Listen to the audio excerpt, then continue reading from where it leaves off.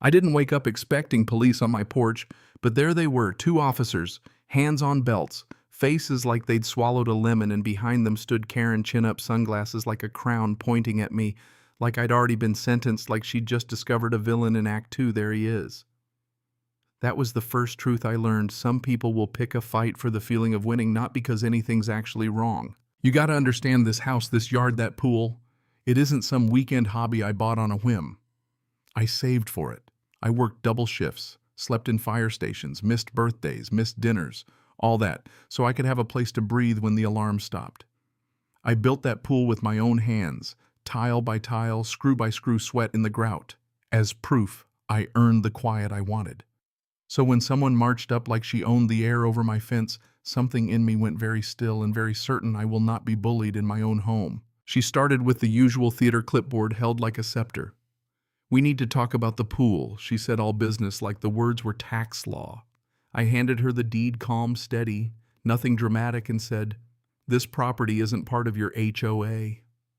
She smiled, the kind of smile that doesn't reach the eyes, and told me regulations had changed, annexation, done, amenities shared.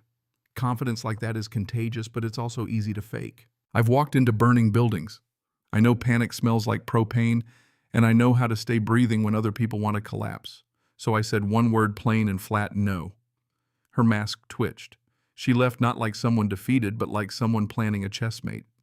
People who live on control don't walk away. They circle, they set traps, they collect paper like teeth. The next morning there was a notice pinned to my door: unauthorized pool structure, failure to allow amenity access, daily fines. It read like a threat dressed in official font. Gold seal, stern language, a signature I'd learned to hate. I didn't shred it. I folded it, set it on the counter, and it felt like the first piece in a chessboard I didn't want to play, except someone had already moved. Then the inspection started, staged loud, with board members who looked like props. Karen marched up with two of them, all of them acting like they were on a reality show about civility. She tried to walk through my gate like she owned the hinge. I stepped in front of it, not yelling, not chest out, just calm muscle and patience. "This is private property. You are trespassing." One guy muttered about jurisdiction. She snapped like she hadn't been contradicted in a long time. She didn't like being told no. She didn't stop. Fines arrived, letters multiplied, threats grew, teeth lean on the house, legal action, more notices stacked like a weapon. I could see how people fold under that pressure, quiet homeowners who'd rather pay than fight. She had built an empire from fear. Fear is a very cheap currency. A city inspector finally showed up, real badge, professional manner, and walked the pool, tested the structure, measured, inspected. He nodded, honest and short. "This pool's fine." Impressive, actually. Then he leaned in and said softly, "She's done this before. Document everything." That was the advice that changed everything. Firefighters don't gamble with chaos. We gather facts. So I started a folder. Photos, dates, recordings, copies of every notice, screenshots of the neighborhood chat where she'd pinned messages like decrees. When you prepare, you take away a bully's best weapon, surprise. And Karen thrived on surprise. The more I did not react the way she wanted, the more she escalated. She brought a private security guard once, big sunglasses, bigger ego, a show of muscle she thought would make me blink. I locked the gate and the guard hesitated, then retreated. She hissed threats as she walked away, high heels stabbing the pavement like punctuation. "You will regret this," she said. She believed that because she'd trained people to fear her. The real twist, though, the thing I didn't expect to find but should have once I began actually looking, was fraud. Late one night, after she'd rattled the latch and I'd caught her on camera, I sat with county maps and old filings, scanning like someone looking for a missing stitch in a quilt. There it was. My lot had never been legally annexed into the HOA. Someone had tried to make it so, but the paperwork had never been stamped by the county. Someone had forged a signature. Paper forgery isn't dramatic. It's small and precise and cowardly, like a backhanded whisper. But once you have that evidence, it turns a fight into a responsibility. You don't yell back at a bully. You show the world she lied. I drove to the county office at dawn, coffee in hand, the kind of place where files live under dust and truth sits in Xerox ink. The clerk pulled up the original plat, then the amendment someone had slipped into the system without approval, with a flourish of a signature that matched her handwriting. The clerk looked at me and said, "Be careful. People who abuse power don't go down quietly. Those words felt like a warning and a promise. I talked to the former treasurer Hans, shaking eyes full of something like relief and shame. He told me she forced him to sign things he didn't understand, threatened his finances. He'd been scared. He'd gone along. But once he saw the copies I held, certified maps, stamped documents, he agreed to speak up. One voice became two, then three. Fear loses its monopoly when one person decides not to be afraid. This was the moment the fight changed tone. It stopped being about me versus Karen. It became about truth versus manufactured authority. I organized the files, labeled dates, saved every message, and I waited for the right time to land one clean legal blow. Karen, of course, tried one last great shove. She staged meetings, read agonized statements in that tone people use when they want an audience to be shocked for them, but not at them.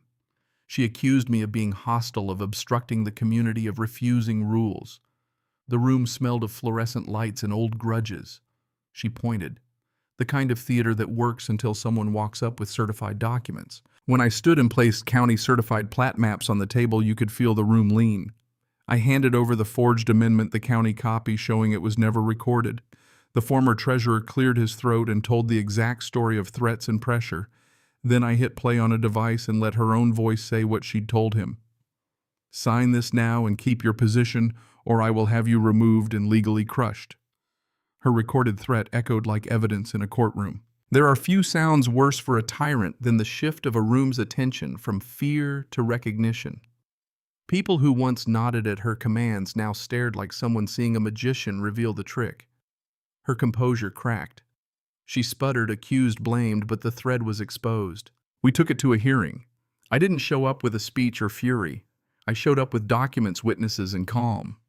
The hearing officer read the stamps, compared signatures, and said what the law said. My property was not under HOA jurisdiction, and the amendment was not legally recorded. He ordered her to cease enforcement attempts against me and referred the document forgery for investigation. That was the day the throne slid off her shoulders.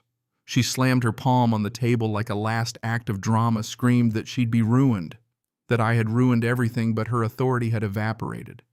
People who had once moved like shadows at her approach now offered apologies, quiet, awkward, necessary. The HOA voted her out within the week. Investigators started asking about missing funds and unauthorized filings. Fear melts when the light gets turned on. When the ban was official and the paper said the HOA had no jurisdiction over my property, a neighbor slid a handwritten note under my door. Thank you. It felt small and huge at once. The pool glinted that evening, not fragile but solid, reflecting a sky that finally matched how I felt inside, lighter. I didn't celebrate with fireworks. I sat by the water, feet dipped, watched ripples catch the dusk. Peace after a fight isn't loud. It's a long, slow inhale, the kind you didn't know you'd been holding. The treasurer came by later, folder in hand, nerves steadier. You're free now, I told him. Don't live under her shadow. He nodded, relief like rain. I put up a privacy fence after that. Not a wall, not a statement, just a clear line. Private property. I added a small plaque. Private property.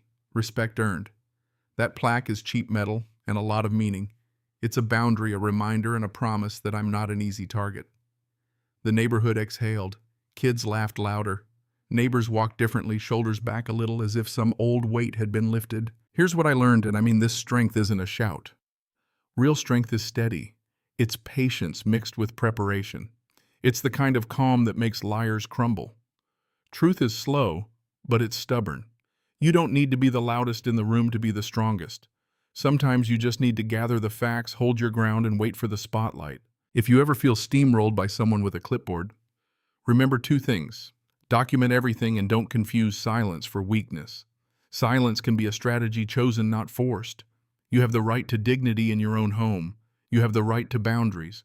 No title, no badge of pretend authority can take that away when truth stands with you. So I'll ask you, where are you watching from? Have you ever faced a bully who backed authority with fear? Drop your story below. Tell me how you handled it, or if you're still figuring it out. Share the moment you chose not to bow. Someone reading this might need that courage more than you know. Your experience could be the match that lights somebody else's way.